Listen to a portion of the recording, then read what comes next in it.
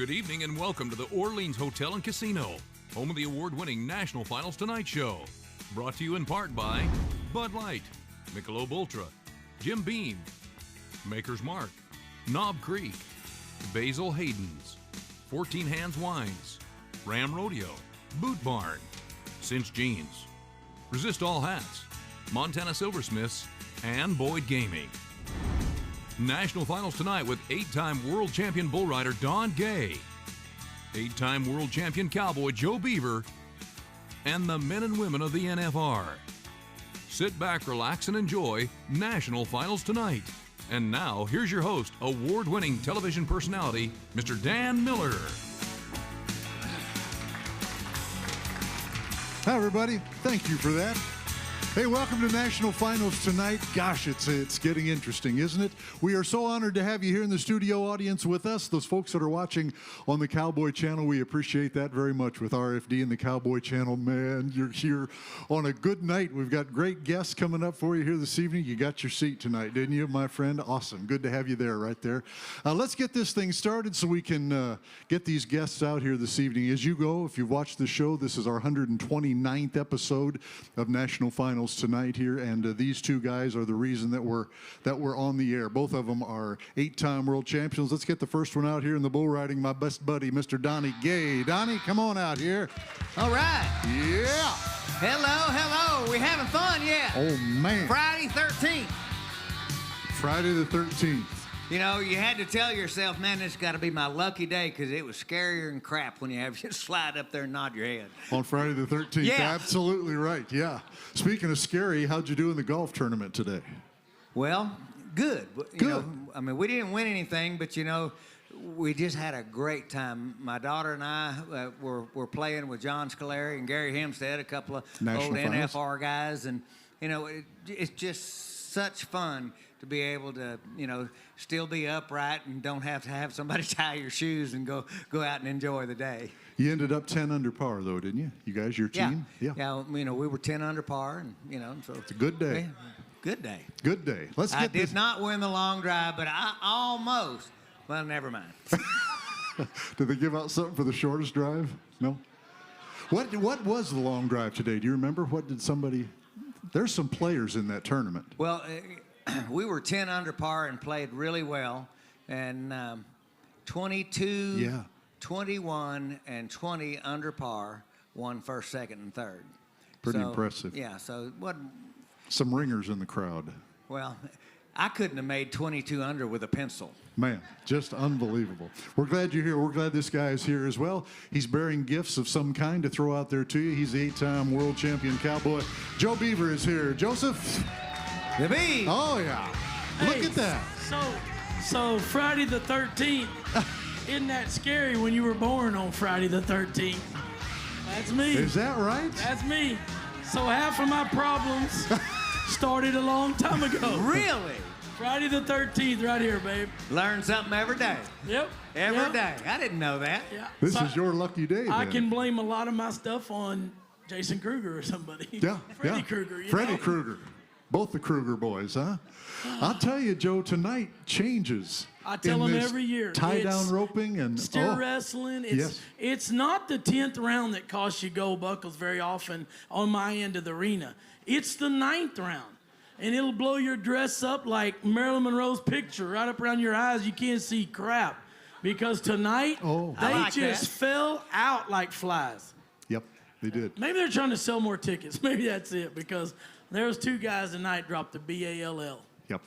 Yep. And what happened to our buddy Will Loomis? I mean, I've never seen that happen with him here. Well, he's hadn't won a lot of money, you know, and he's a little aggressive, and he started down a little early tonight, and you know, when you start down, you don't have anything to hold on to. You're going to hit the ground, and boy, when he turned around and came out the back, there was 3 guys standing there. When he went through the middle of them, not one person said one word. Oh, baby. Because he would have got a hold of something that time. Yeah. I want to ask you this, Joe, at the risk of getting in trouble here, but we've seen it in the tie-down roping. A lot of times that extra guy in there trying to quiet that horse, trying to keep that horse calm, does that ever have a negative effect? Well, like tonight with Taylor Santos, yes. You know, here's the deal. And I asked the judges, I said, if you didn't watch Taylor Santos' horse, fought the box for a good while, and you're on a timer. After a while, that judge has got you on a stopwatch. And I asked the judge, because one of the other judges, because the judge said, hey, you got one more try. And he tried him again and said, hey, you got one more try. I said, could he have got off and got on another horse? But the time would have kept running.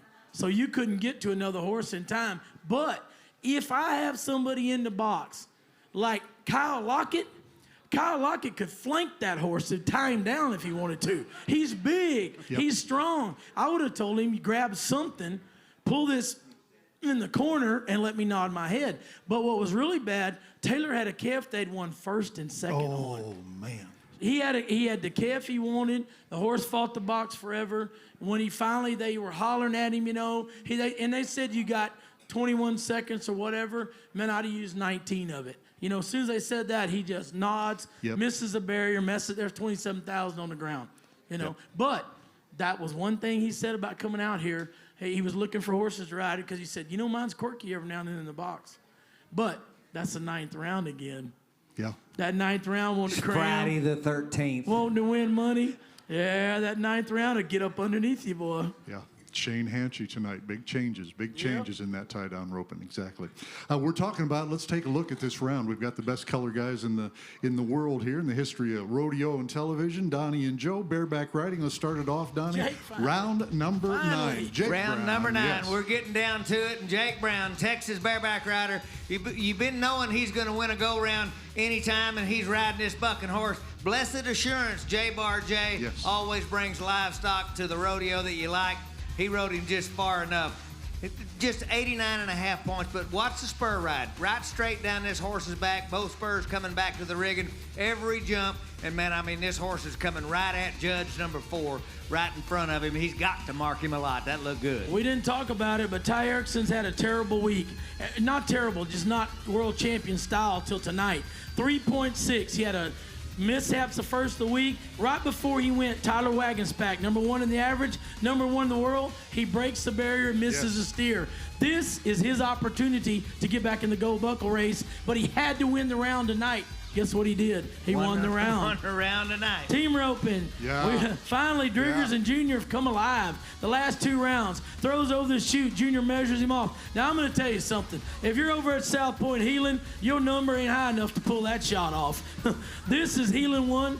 This is roping the feet. This isn't healing. All right, watch. Junior thinks he's measured off. He hits, and steer is a coil and a half out there. And when he dallies, he's got 20 feet, 25 foot of rope. Ain't worried about the thumb. That money got to bothering that thumb with the winning. Man, that was great. And Zeke Thurston, he's trying to strap on another gold buckle and looks like gonna do it. But watch this spur ride right here. This right here shows you that a guy knows how to ride bucking horses, why we call it the classic event of rodeo. This is so much fun. Good That's mark just out. pretty. Look at that. Leg extension, feet set, every jump. Great bucking horse from Bold. Really nice, and 91 points. Zeke Thurston. And he should have won the round. Yes. Yeah. Tie-down rope and Marty Yates, disaster a few nights ago. Tonight, if he doesn't hang up and hit this calf right there like that between his legs, he's probably 6'7". But 7 flat was all he needed tonight to win the day money. Calf got up 2 nights ago. JJ says, that's how I do it. JJ probably won 30,000 rope and breakaway this week. So, Aunt JJ gets it on him. Now, right there, they said, why did you put a wrap movie on him? Or when did you know you were? He said, when they drew him, that's how good he was. So, here we go.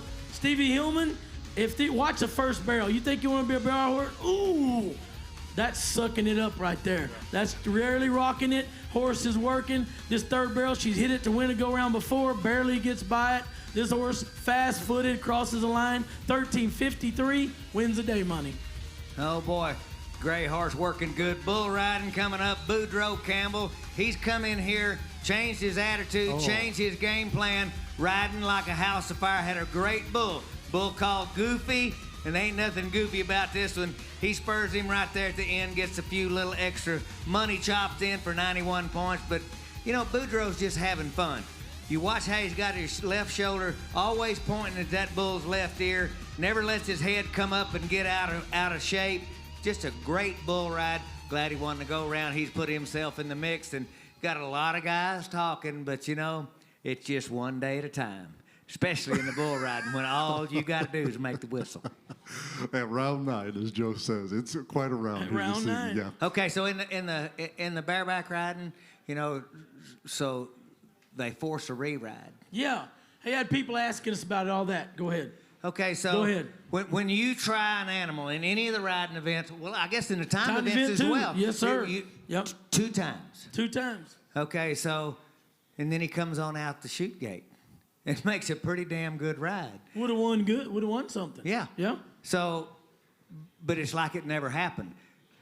I'd have been kind of mad at the gate man if I had worked that hard. Of course, these young guys in the shape that they're in, But 8 more seconds. He had to ride another horse tonight. But then he had to come back in, and in the bareback riding, you think about it, you don't really think about sweating and everything, but when you get your hand in there and those gloves and the riggings are all rawhide, you got to force it in there. Everything gets a little looser. You sweat in that glove, and you don't have a backup. They're running them right back in there. It's difficult. So, they're just going, well, but why didn't he just get to keep that score? It's like it never happened. It was a forced re-ride. He didn't choose that. That's true. Yeah. That, and when the flank comes off, I mean, they say re-ride option, but that's really not correct. It's re-ride. Okay, since you guys are bringing this up, now people stop me and they say, ask these guys this. And they usually ask me in the bathroom. I don't know why, but they say, hey, would you... You're thinking shitty thoughts. Ask this guy. I don't want to hear this. No, it has nothing to do with that. But so like tonight, Joe, one of the steers sets up in the steer wrestling. So they say, well, why doesn't he get a re-ride? Why doesn't he get another go as if... Our guys did not do a good a job as Brian McDonald and a few others way back that really took care of the riding event and paying attention and making it even and fair. It's not the same as a horse slamming you into a chute, don't get me wrong. But we've seen steers and calves along the way take people right out of the gold buckle race. Probably did Tyler Wagons back tonight. Yes. And that steer wasn't like he stopped every time where they could know it. But they're animals. They got their own agenda, their own thinking, and when they mess up your day, it's part of it. You just take it and go on down there. And when you nod at any rodeo, he's yours. Yeah. As long as he crosses... Until you've tried him twice. Yeah, and as long as he crosses the score line. If that steer would have stopped in the gates, that's my argument point. It always says, time event animals, once they cross the score line, pull the barrier, they're yours. And I pulled up a time or two and had them stop and duck back before that. And then that's when you get fined for fighting and cussing and all that. Because you're supposed to get another one. You're supposed to get another one. But that steer had crossed it, pulled the barrier. And then after that, he just was up tonight to ruin Wag's year, and he might have done it. The last one I want to ask you, we were talking back there tonight. They said, why do they even have the mark out rule? Why do they have, because of course we're watching in slow motion back there in the edit when I'm editing. And some of them are just flat missed, or they call it and they are. You can see it on the replay. It'll never change, Donnie, but I know you've talked about it before. Well, the mark out rule was put in basically to eliminate people. Really? Yeah. I mean, when I first started announcing, I would say, well, you got to mark your horse out, because it's more difficult. Well, that's absolutely not true. If you don't mark your horse out, you're not going to make as good a ride as you can make. Marking a horse out properly sets up your ride. Yes. If you don't, you're behind from the get-go. From the very get-go, it takes 2 jumps. Yep. Now, years ago, guys could mess up the first 4 seconds. Clyde Van Voorst won a world championship. He said, the last 2 seconds is all them judges are going to remember anyway. So... I mean, that's just kind of how it was. But it takes 2 or 3 jumps to get back in time, to get caught up. To that ride you just saw Zeke Thurston make just then, the reason that it was so snappy, his legs full extension, his toes turned straight out, spurring over the rein on that. You can't do that if you start out in the belly, and then the next jump, they're in the cantle, and you try to hustle them back up there. And then that next jump, you finally get back up there. Well, these judges, they study so much film. They watch so many rides. They are coached up so much better than it used to be for them judges that couldn't remember more than that last 2 seconds. Yeah. So you got these guys out there. You miss one lick, How many times have you seen somebody making a great ride and then one foot go down to the cinch and you look and there's 44, 43, 42, 36. They caught it. They caught it. That one jump, they not, and that's what they're supposed to do. These are the best 15 guys in each event. So be the best. So be the best. Yep. So you have to have ways, to do the judging. In my mind, in today's world, scores have gone up. I think 90-point rides are irrelevant anymore. I do. I just think it doesn't matter how high you score. They have you had a 100-point ride years ago. Well, in my mind, that is absolutely wrong. If your bull is marked 50 points, which is as high as you can go, and your ride is worth 50 points, so somebody didn't do their job. If the bull's 50 points, he bucked my butt off. So I can be 99. He can't be perfect. I can be 99 perfect. and a half all day long, but you cannot be perfect. He's in the Bible. So that's just the way. This is just my opinion, but the bronc riders and bareback riders are the ones that need to either keep the spur out rule in or take the spur out rule out, because it's their livelihood. In my opinion. You could take it out. I don't really care. Yeah. But I've seen guys that are not world champions only because one of those judges didn't like the guy, and it wouldn't have made any difference if he'd have spurred him out 2 jumps and brought the hide back. He still got missed out. Yep. I've seen it. Yep. So that's human nature. You're never going to change that. And professional baseball is the best analogy that I have. You have a strike zone. Everybody studies it. I mean, in the back and forth, and they've been doing baseball a long time, longer than rodeo. But every one of them umpires behind the plate, they call it a little bit different, depending on whether you're Houston, Cleveland, or New York. And it's just like a crossfire and a knockdown. Yes. It's just a judge's call. Live with it. Keep going. Try not to get in the middle of them where they hate you. So the contestants that are qualifying for the National Finals Rodeo, they make that call with the administration. Yeah. All right. It's hard to get your opinion on things, so I appreciate you doing that. So we are so honored to have this young man here with us tonight. We didn't think we were going to get him the rest of the week, and I just begged tonight. I just texted him and I begged him to come, and he is here. Sage Kimsey is here tonight. Would you give him a hand? Yeah. The champ. Yeah.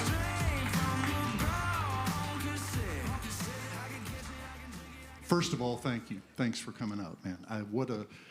And thank you for a thrill last night like I haven't had in rodeo for years, Sage Kimsey. That was as good as it gets, and we're going to take a look at that and all this. Sage usually comes out with us on the first night to say hi, and it's the only time we get to tell him congratulations. He's the only one that's not too nervous to come out here, and get on the show. But it's hell being my friend, ain't it? Well, but for the last 5 years, he's won the world title, so we never get to see him on Saturday night and anything. So we always appreciate everything you do. Quite an NFR so far, young man, wouldn't you say? Especially in that bull riding. Yeah, it has been. It's been great in every event. I thought. I mean, it's just the competition of professional rodeo is in a very good place, I would say. I agree. We've talked about that, and we've talked about the youth of it too, Sage, in each event, how these young people are. The difference between this year's bull riding and last year's bull riding here at the NFR. Daylight and dark. I think it's just a credit to all the junior associations, but you're seeing young kids come out as seasoned competitors that are ready to win gold buckles, not just come out and compete at the national finals with stars in their eyes. You're looking at young kids coming out, and they're ready and willing and able to change the guard, and I think it's great. It's just like golf. You look at Nathan Wolf, the guy with the funny golf swing, comes out and wins. They come on tour ready to go because of the high school collegiate. We're getting the benefits of some of the same stuff. The only difference is our business is, there's not you don't really have a driving range or a batting cage or a bunny slope.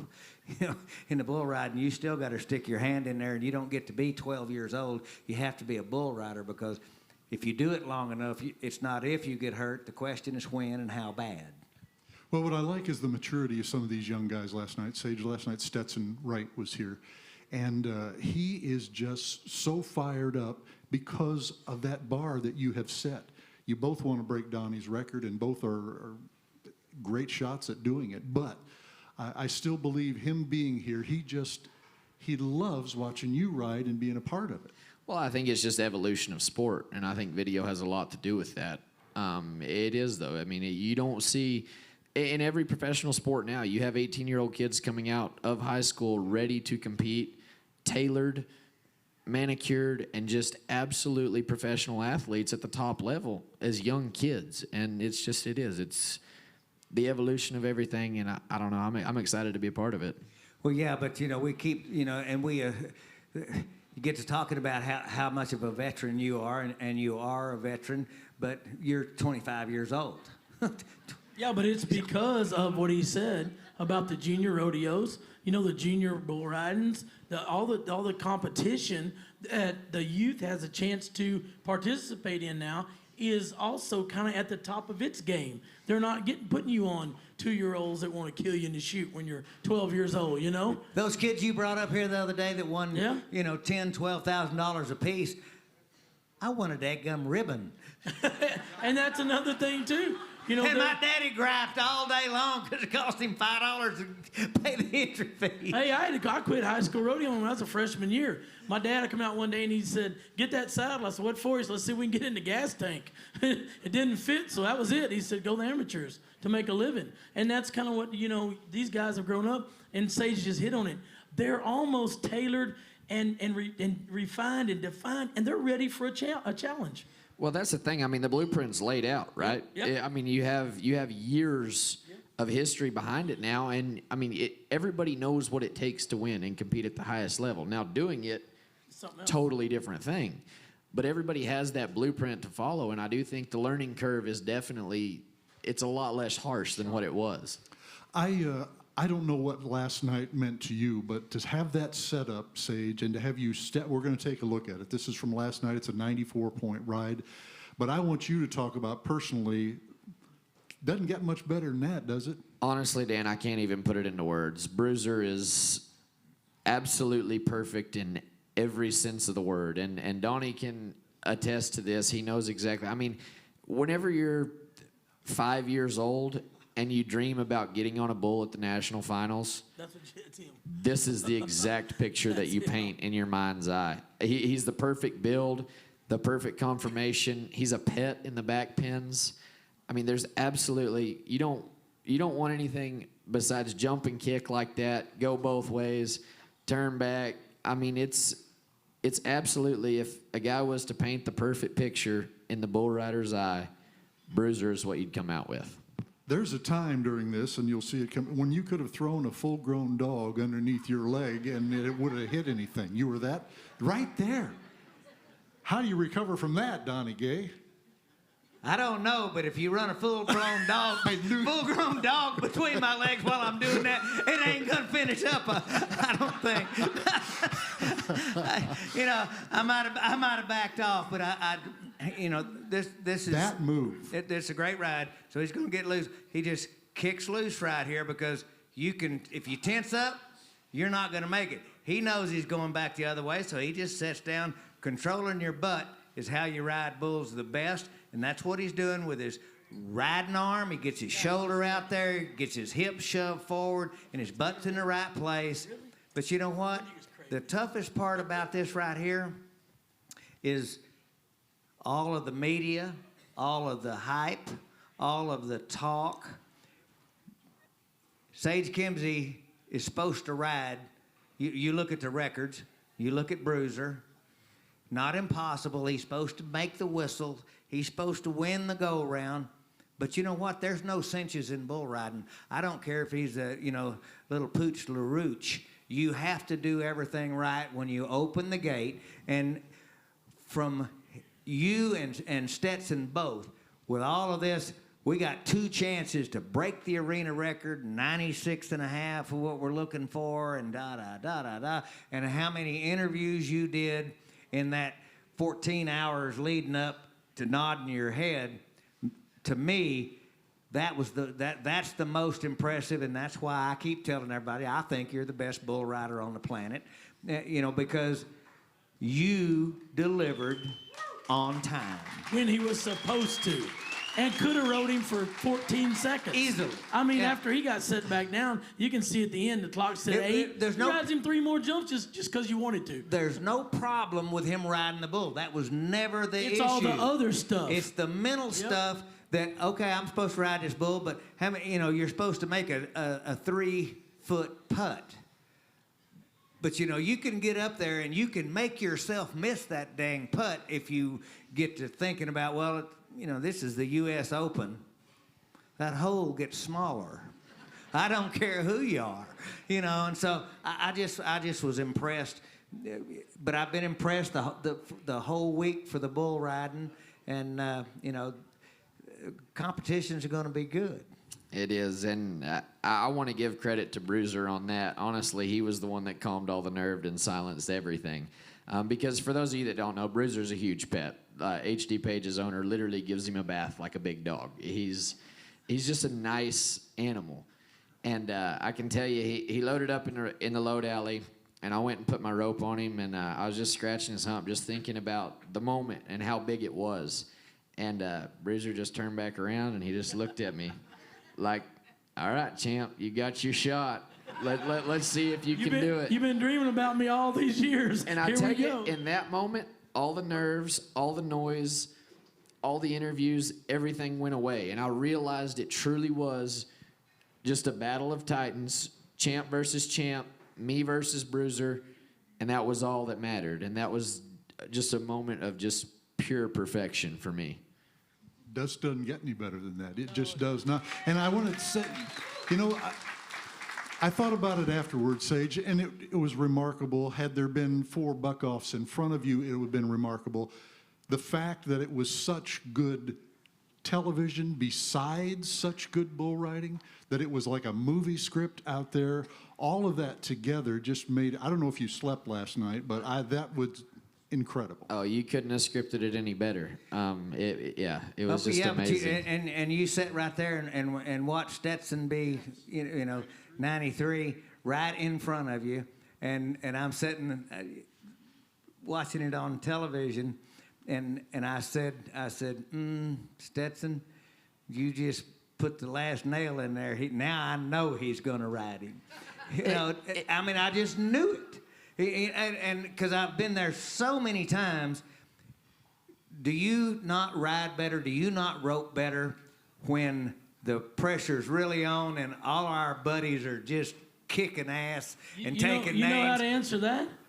He was $1,000 behind at one point, 100,000 ahead in 30 days, 70,000. Sorry. Yeah, and it is though. It's honestly none of it mattered last night, and it's the calm that I had over me. And like I said, I can just attest that to Bruiser and nothing else, because honestly, it didn't matter if everybody rode, everybody fell off. It didn't matter, because that was our moment, and it was the moment that, me and Bruiser had earned, I feel like, and it was perfection, and I can't put it any other way. The respect that I have for that bull is second to none. Okay, so now I hate to bring this up. But you will. No, this is actually reasonably serious, but the highs and lows of that ride last night, that moment last night, that 20 seconds of, from the time you stepped over into the chute and took your wrap to the time, you've done the helmet toss and you've walked out the gate, to the time you walked out the gate and kicking dirt clods going out there, the emotional high, low, aggravation. Talk about that and let people know just what's going on inside. Yeah, tonight I can tell you that I learned a lot as a competitor. It is. Last night you're looking at probably to date one of the greatest nights of my life, honestly. Being 94 points at the Wrangler National Finals is what every kid dreams of. And it was, you step off and 17,000 people are on their feet going crazy for you. And tonight, I just wasn't locked in, honestly. the moment last night wasn't too big for me, but the big moment last night affected me tonight. And I think looking back, hindsight on that, you know, all it's going to do is make me a better competitor for the next big moment that I have. But yeah, I mean, I think the 94-point hangover from Bruiser, if you will, you know, it cost me an opportunity tonight. And you know, luckily I've had a great year, and it's probably going to be okay. But it's you know, got to learn. But that all goes back to that. How many times have everybody said, just take it one jump at a time, one bull at a time? That's so stinking easy to say, but there's just not very many people in professional sports that can actually do it. I don't think it can be done every single time, but the thought has to be there. And I know when you got up, there were a lot of people disappointed, but you were kicking your own ass pretty solid right there. Yeah, I mean, it's disappointing for sure. You know, I mean, yeah, I mean, you know, after the first bull bucked me off that I got bucked off of, and tonight came around, I mean, I wanted nothing more than to ride 9 out of 10 bulls, win the average, walk away. Here's your storybook ending. But, you know, there's a bigger plan, and it's not my plan. And, you know, I think there's a reason for everything. And I think, like I said, I learned from tonight, and I think in the future, you know, I'll pull back from this experience and, you know, hopefully not mess up twice. Well, what I wanted to say just before you and Joe were talking when we were back here, so props to Boudreaux Campbell. We were talking about the difference for him from last year to this year, and the fact that when he was on here, Sage, when he left last year, he said, that's enough. That is enough. But for him to work that hard, he's moved to number 1 in the average as of tonight. But that competition from him has just been outstanding here.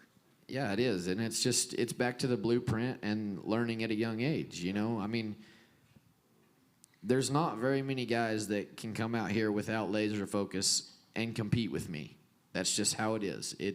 You're going to have to come out here and compete to the best of your ability to not only ride your bull, but, I mean, there's a lot of stiff competition out here in every event. If you don't have laser focus, if you're not operating at 100%, what happens to me tonight happens every night. You know, and you walk home and you rode 1 or 2 bulls after the NFR, and you're kicking yourself like, wow, what did I do wrong? And I do. I think the last couple of years have been a learning experience for Boudreaux. I think he's really grown as a person and a competitor. And, I mean, you look, all the young guys are the exact same way. You know, they come in here, bright-eyed, bushy-tailed stars in their eyes. Well, you better figure out how to focus those stars into something special, because if you don't, this place will beat you up. It's a tough arena to compete in. Your little brother and Josh Frost, coming into to their first national finals rodeo, they are experiencing the total opposite of that spectrum. And, you know, whether or not you qualified for the national finals rodeo or not, we talked about this the other day, doesn't really define your career. It doesn't mean that you were not good enough. But just getting here, and sometimes you fight so hard to just get here, and then when you get here, you just can't get things going like they always went, because that between your ears. And that's where that's where I'm always so impressed from the first NFR in your rookie year. You came in here with the focus of a guy that'd been here 7 or 8 times the very first time. And I think that's one of the things that just stands out to me that's so special, because there's no cinches in bull riding especially. Well, Flint said it best the other day, I think, too. I did a show with Flint, we were talking about you. And he said, name me somebody else been here 5 times, win 5 world championships, going to be 6 this year. You can't find that in a row, you know, in a row, bam, bam, bam, bam. You know, I mean, yeah, we all got gold buckles, but nobody's got them 6 in a row like this right here. That's that laser focus that he was talking about, and you have no idea, unless you've competed at that level, how hard it is to revamp it every year for the same result. That is next to impossible. And for me, and I'm a winner, not loser guy, I mean, I hate every minute I ever lost in my life, That's what makes me think this guy is so special because he has that ability. It will keep him coming back and probably get your record. I'll say it, before. The man can win as many as he wants as long as he stays healthy like he is right now because they can't mess with him from here up. We compete from here down. We win from here up. They're gonna have to really sharpen their tools to get with this guy. This guy's something special, people. Yep, I agree with that. Sage Kimsey. Let's just get up here and pay this man off. Sage Kimsey, the best in the bull riding. We appreciate so much you coming out here, Sage.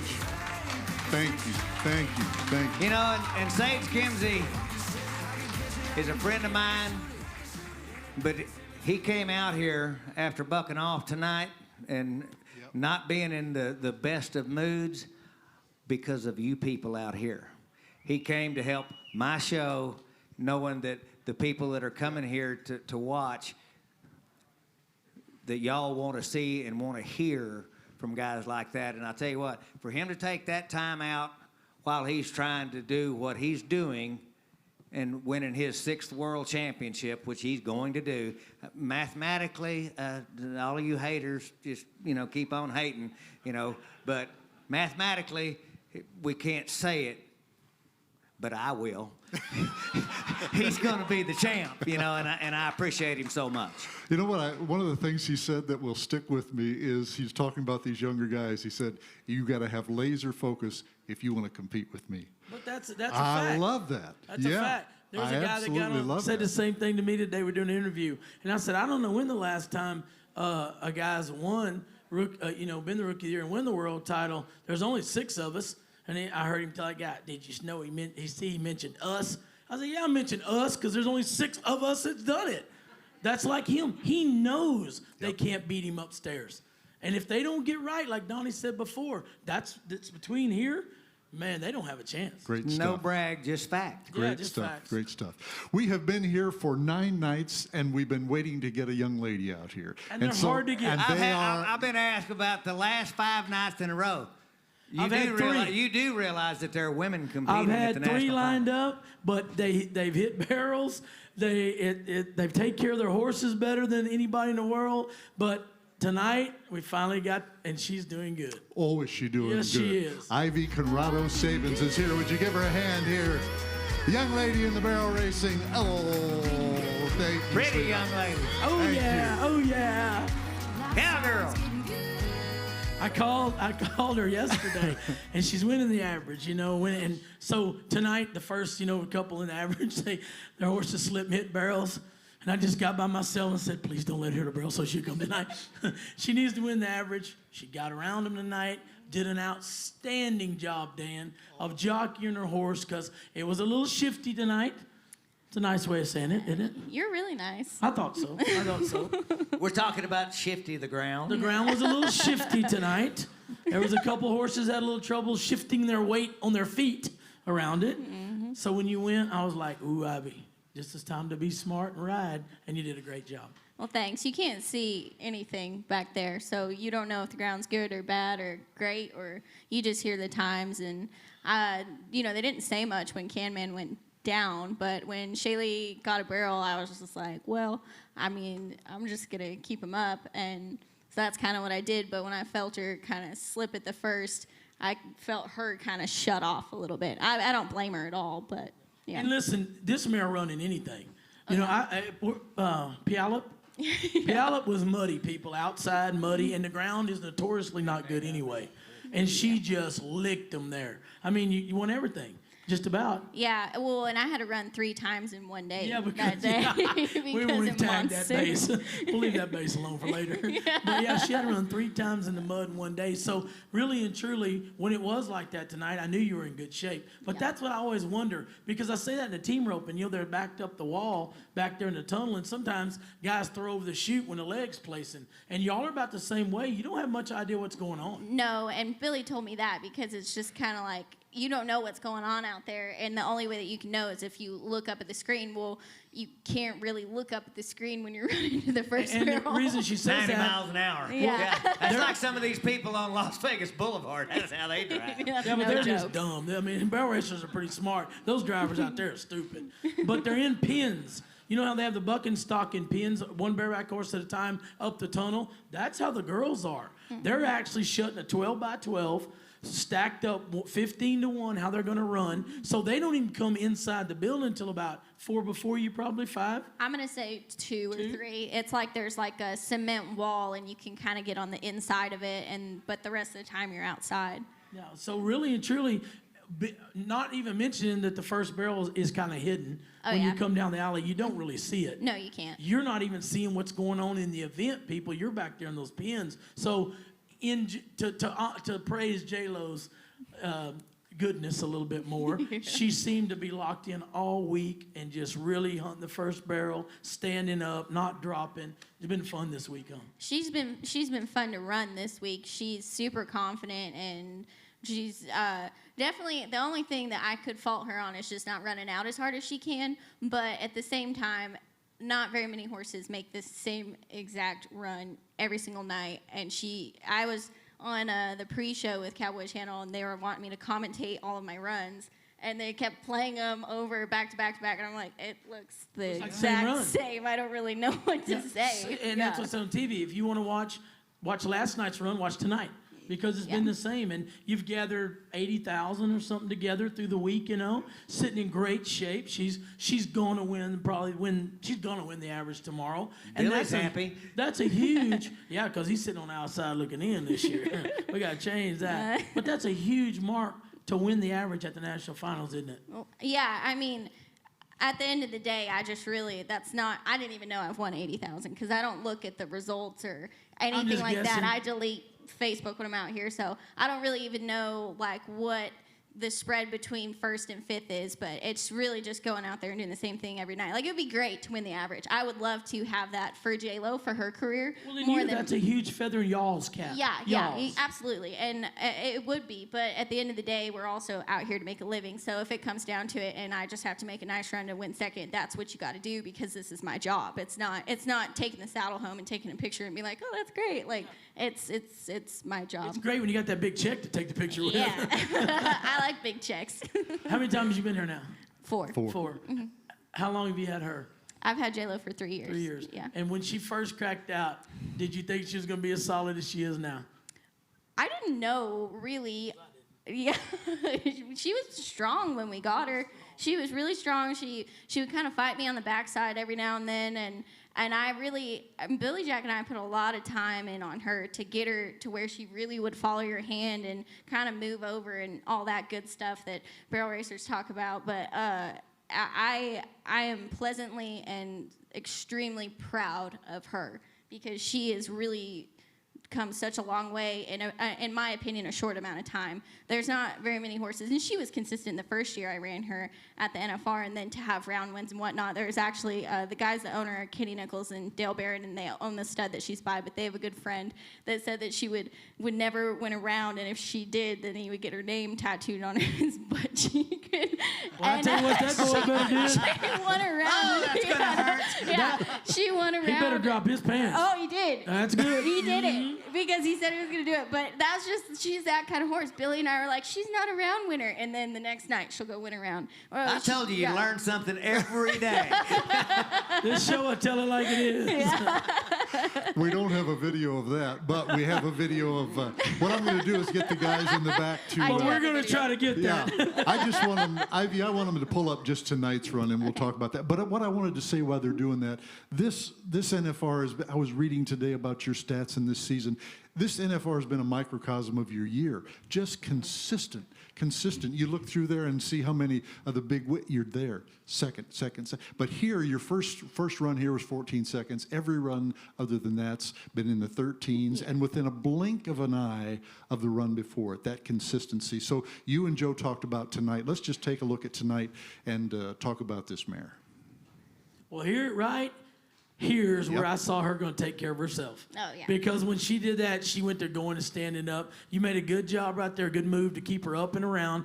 Didn't let her dive in the third. You picked her head up, got her where she's supposed to be. That just sets everything up for the next run, too. Absolutely. And, we get barrel practice every other day. And so I really can tell a difference in her from the days that we get to have barrel practice because her pockets are a little bit bigger. But for sure, when I felt how the ground was at the first and the second, I pushed her past the third, and that's probably why we were a 9 and didn't place. But at the end of the day, I just thought that was the smartest thing to do in that moment. And maybe I could have been tighter and could have got some round money. But see her scrambling right there? Oh, yeah, when she I felt dropped the it. turn, you can, if we could see it again, you can see her back end scrambling. So immediately she knows and you know that it's not going to hold like it did the night before. Oh, yeah. Well, and that's what's crazy about this ground is the first night, I couldn't believe that I was that slow the first night. And it was just deep at the bottom. And then tonight, it had so much more. It was every night that it had give, but tonight it was more of a abrupt give. And anyways, I mean, nothing against the guys on the ground, whatever. I mean, it is what it is. It always has been, but it's just been really inconsistent. But the only reason I brought it up is because a lesser rider that feels that don't change. Yeah. They go to the second wide open and wonder why they fall or hit the second. Well, and that's, I mean, I hate to say it, but there's been a lot of chatter and all this, that, and the other, and people are just going, I mean, they're not even thinking, you know what I mean? They're just going in as fast as they can go, and they're just like, my horse lost her hind end here, my horse lost her hind end there. It's like, man, you're going as fast as you can go and jerking on the outside rein and pulling them into the turn and just and then scratching your head. At 70 foot that you can't even see. I know. And you're going wide open in there. You're know. running Mach 10, and then you push the Jake brake. Turn. Yeah. Guess what? And then you're mad at don't them. stop on a dime. Yeah, you're mad at them because they fell down. You're like, or you're blaming other things for the reason you fell down. Which I'm not perfect. I make mistakes all the time, but I've been here before, and let me give just, credit where credit's due. You have rode really good this week. Well, thanks. I mean, I watch it every night. I watch that part. I've seen you ride forever. I thought this week there's about 4 of y'all that have ridden very smart, depending on how the ground was at the first barrel. A couple nights when you run in there and J-Lo just locked down and turned, you're gapped leaving there trying to go fast. Yeah. You know, and so were the other ones. But Donnie and I talk about it a lot. You see some of them in there and they slip and slide the first and they send them just as hard to the second. Well, guess what? It's coming. It's coming. It's going to be the same there. But I just thought you've rode great this week, and your horse has been really consistent, and it's been just fun watching. Well, I appreciate it. I'm excited and really proud of my horse. And you've won money in 7 out of the 9 rounds, and that's not too shabby. That's why I guessed 80. I have no idea what you won. Yeah, I don't either. You might have won 300 or 27. I just figured 8 rounds, 10,000, probably, 80. Yeah, she's doing guess. well. 7 out of the 9 rounds. You've alluded to Billy Jack. Tell people who you're Here? talking about. Oh, Is he here? where you at? Billy Jack? He already knows it. Billy Jack-Saebens, a team roper, yes. Yeah, he's my husband. He when he sees Recently. microphones, we Recently. got married October 4th, but when Billy sees microphones and lights, he's Gone. out. Gone, yeah. Okay, so you touched on it a while ago. You said your barrel practice. Y'all get to ride and go in and work your horses in the arena. Like, what time is that? When do you do that? There's 2 that are at 6 a.m., so you probably got to be out there about 5 getting ready to saddle. And then there's the rest of them are 7 to 8. And I think there's one that's 8 to 9, and that's a really nice one. But, yeah, that's about like at Houston and stuff. Our barrel practice is usually at 5 in the morning. Okay, so when you go in and you work your horse, at 5, 6, 7 o'clock, is the ground... Do you leave there thinking you know what the ground is going to be doing? No. In that performance? No, because I mean it's ripped up and ready for a jackpot. Like it's nothing like it really. I mean, I cruise. I brought my 5-year-old as my backup this year, but I cruised her through the first day, and she handled it amazing. And honestly, she doesn't handle ground that good. So I think that says a lot about it. I mean, she worked perfect, and she doesn't handle ground very good because she's just a baby. You know what I mean? And so if a baby can work that good on something like that, then, Going to be okay, but and we really appreciate you coming on and coming out, because there's so much more to having your horse out here that gives you the opportunity to win all what we're watching on television. That's a big deal, and I'm glad we finally got the pretty ladies on the stage. Thanks for showing up. Well, I got good help. That's why I could be here. Would you give her a hand right here? Ivy, thank you.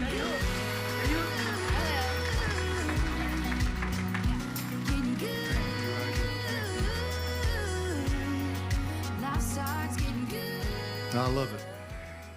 Gentlemen, we've got somebody else waiting back there, and our time is ticking, and I think we ought to get this world champion out here. I like this guy. He is such a good guy, and talk about making some money here. Don't Yeah, feel he's sorry had a for this chance guy. to make a lot of money. World champion header Chad Masters is here. Tennessee boy, come on out here, Chad.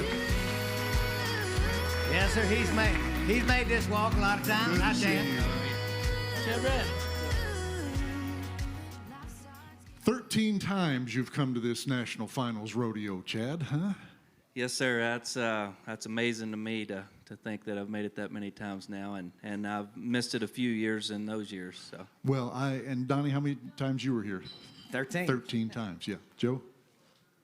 22, I think. Yeah, yeah. Chad, it's good to have you here, and you guys are doing very well. You're like making money, and since we're talking about horses, I love this horse of yours.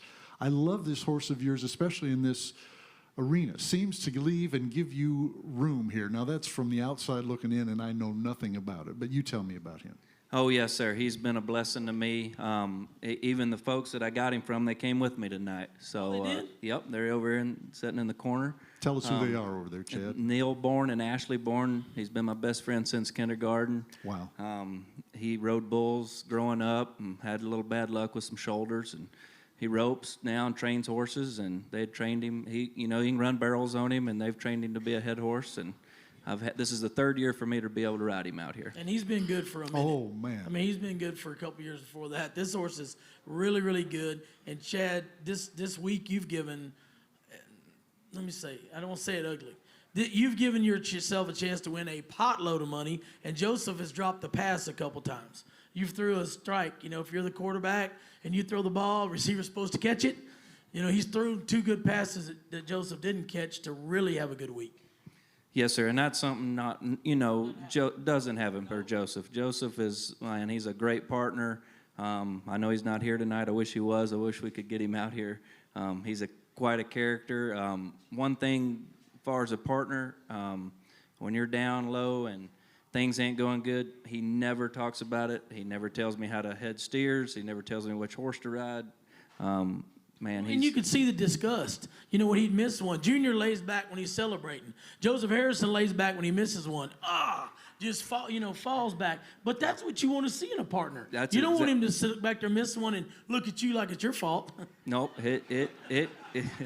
It kills him. It kills him. And then I will give him one thing. When he gets out of the arena, 2 minutes over, he's over it. Yep. He's talking about how much you're going to win from then on. And he pulled off a shot tonight. You've won a couple of rounds here, Chad. So let's take a look at you guys. This is in round number 4, 3 and 7, this run. You and Joe, it happens quick. Talk about it. Well, I told him I was going to make you wear a handkerchief the next night because 2 in a row you won the rounds with. See, that guy that pulls off that shot, you don't expect him to miss one.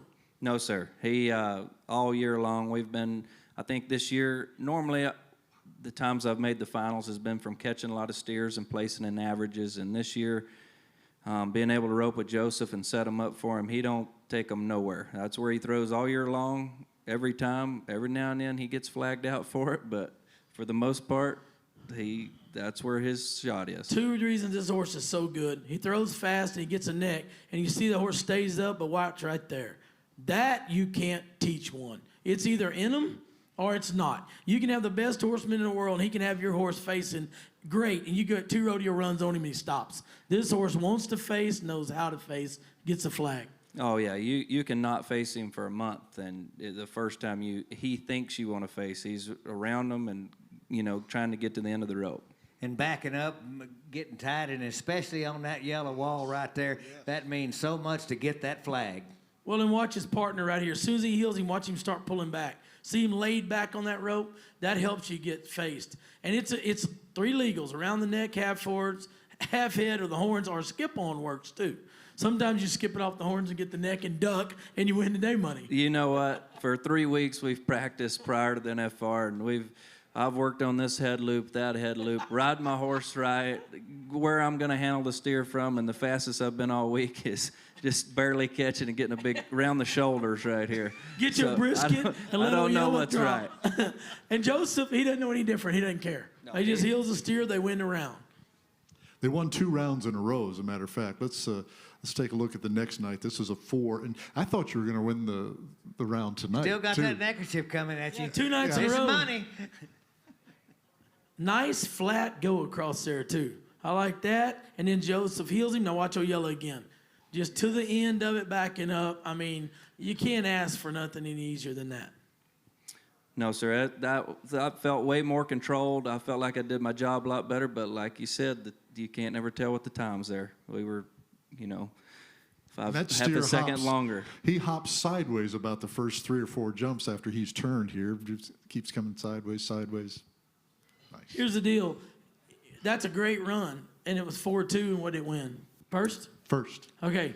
When you're 3-7, you know you're going to win first. When you're 4-2, you get up the tunnel, you have to watch the TV and hope, don't you? Oh, that was a long round. I think we was first team out that night, and you got 14 teams of the best ropers going, and listening to Sage talk about the bull riders and all that, there's so many young kids coming up team roping now that, I mean, they grow up with it coming out of their hand, and it is hard to keep up with So them. how many years back would you have to go to look at the header in the box? I mean, because that's your specialty, and you had roping schools. So you swung that rope 2.5 times before that horse cleared. I mean, he was a foot off of the barrier, and you're already ready to rope. So you could go back. I mean, and I'm thinking of HP and Leo, and you go back into the 70s. That never happened. I mean, so how much has it changed in the last 3 or 4 years coming into this year? Yes, sir. With these young guys. There's kids, and I mean, one kid that didn't even make the NFR this year, Dustin Eguasquiza, he throws from the back of the chute. But you don't even know where the cow's going. I'm not sure he does, because when the neck rope pops off of him, he's already started the corner. And you know what's so funny to me, Chad, now that's changed so much, is it doesn't matter, guys, if it's in the summertime at Ogden, Utah, and it's a tail to the pin. There's 65 teams. 25 of these kids are going to throw just like they're at the Thomas and Mack. They're going to hit the barrier. They're going to be 25 foot out there, and they're going to send it. Guess what? It works 5 times. So first 5 holes are like you're at the Thomas and Mack, and you're in a huge outdoor, and the barrier is 4 foot longer. Exactly. Right, like you said here, pretty much a good step on a steer, and he's going to be within 10 to 15 feet from you. These kids are letting the cow halfway out of the box, and they're just, when they hit the line, they're throwing no matter what, whether they catch or miss, and they've got where they catch most of them. At Reno, you got to let one a little bit, and they run. Reno's a big arena, and they run. Tanner Green last year's got a video out there somewhere.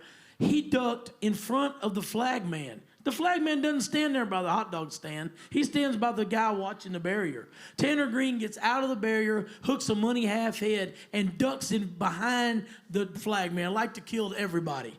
But that's what they're doing. They're just going for first every time, aren't they?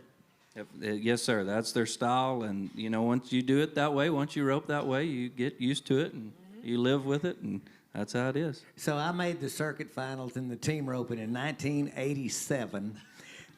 And then I didn't rope for, 15 years. And so I wanted to start back. It was either team rope or play golf. And so I was waffling back and forth. And I was talking to my buddy Ricky Green. And he said, well, come on over to my house and we'll talk about it.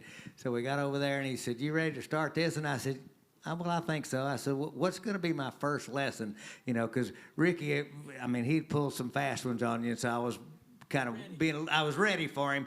And he goes, well, your first lesson is everything that you think you know about team roping is wrong. Yeah. That's what he told me. And he said, so we're going to start from there. It was a tough couple of weeks. This is a unique setup. You've got a former horse of the year. Can fly. Scores good, can fly. You've had good horses. Certain horses fit this setup and make it a lot easier, don't they? Oh, yes, sir. You've nailed it.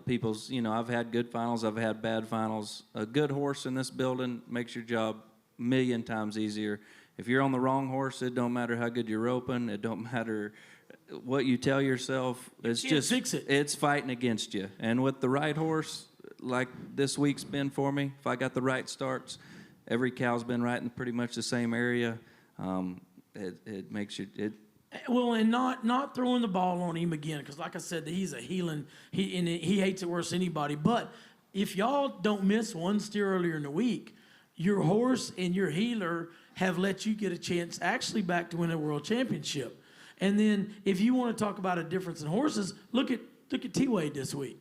You know, Tyler Wade has looked like a number 5 hitter here sometimes, and he'll be the first to admit it. He got a horse that fits his setup this week. He's 9 for 9. I was going to ask you if it was 9. He is 9 for 9 to for win first place. Yes, every time. And look, I know some of them may be hard to get there and heel, but he has done a job remarkably, and he'll be the first to tell you the horse is a difference. That's the and that's the difference. That if there's something harder about timed events than riding events, having the horse have that much impact on how you go about doing your job, that's 10 times harder than needing to get up there and squeeze them just a little tighter and make the whistle, because you can't force that. Yeah, you can't. And Chad's, you know, that horse may not be, which this horse you could ride almost anywhere, but when they're really good in these setups, you don't want to waste them.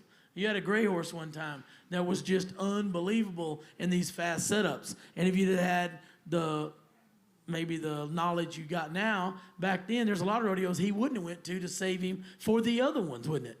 Oh, yes, sir. I had a gray horse, and the whole reason I'm sitting here is probably for him. I rode one horse for 8 years. He was the only horse I had. I let anyone and everyone that asked for a ride, I'll put them on him. I even won money on him twice, and he was good. Everyone told me, you better quit reaching on him, you better quit riding him everywhere. And he was just tough, man. He was half bronchi, and he took it forever. But like Mr. Joe said, if I had it to do over again, I'd got him a few more stalls and took him to a lot less rodeos. And I think the last time I rode him here, he was 22. And that's arena record. Yes, sir. The arena record is on him. He had him brought in, and he looked like a snowmobile. He was gray, and his hair he'd been turned out. And y'all are 3-3? Yes, sir. No shoes. No shoes on him. Hadn't been rode in a month. Yeah, probably had a steer run on him, and longer than that, probably headed. And Chad brought him in. A snowmobile? He did, didn't he? He looked like you drove a snowmobile through a snowbank. I mean, he come, and I was like, God, really? He was, flank girt was sticking out on both sides. He was so fat. And I said, did you bring in heavy artillery? He said, didn't have time to clean him up, but he got here in time to ride. 3.3 seconds later, there he goes, another win for Chad. Awesome. Chad, I'm so glad you could make time for us tonight. When I was talking to Joe this afternoon, we were talking about I said, I would love to get Chad out here. He's just a class act, and you're doing so well here. But I appreciate you coming, and I appreciate your time being here with us. And one more round yet to go, but this is a 2-time world champion. Would you give him a hand? Chad Masters here this evening. Thanks, Chad. Thank you.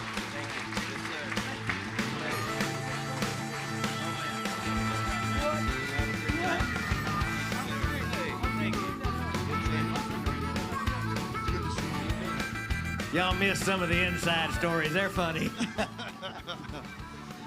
Awesome stuff. Well, round 10 tomorrow night, gentlemen. We will crown all the champions, and we will have a show here tomorrow night, and we'll talk about the average winners and the world champions and all that. We hope you enjoyed this show tonight. We sure appreciate you coming out to be with us. Folks that are right here, we're going to give away prizes in just a moment. We have you have your tickets with you. The folks at the Cowboy Channel, we thank you for watching as well. And any of these shows, you can go to YouTube. They are uploaded and getting great views on there as well. So for Joe Beaver and for Donnie Gay, we thank you for being here, and thanks to Boyd Gaming. Good night, everybody. We don't have to give away prizes.